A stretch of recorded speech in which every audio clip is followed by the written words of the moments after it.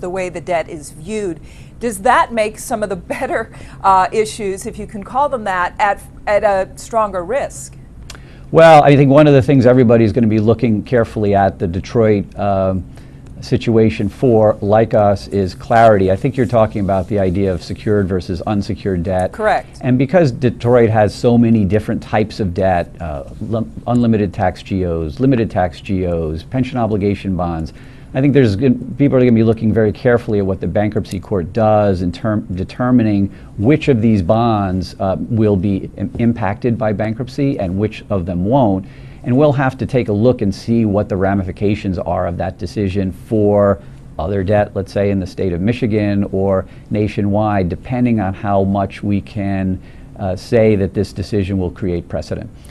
How about the situation we have in California, where we have several cities trying to work their way through the financial difficulties? San Bernardino and Stockton are two that you mentioned specifically in your S&P report.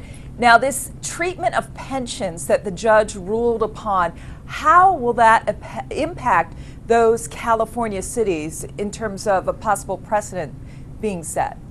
Well, like a lot of things, it's far from clear, but I think the decision by the judge in Detroit to say that pensions can be adjusted in bankruptcy may well have some ramifications for the California insolvencies, because I believe in one case you have where they're not considering impacting pensions, where in the other case they are. So I think certainly now everybody's looking so carefully at these bankruptcies, because there are so few of them, to create that precedent.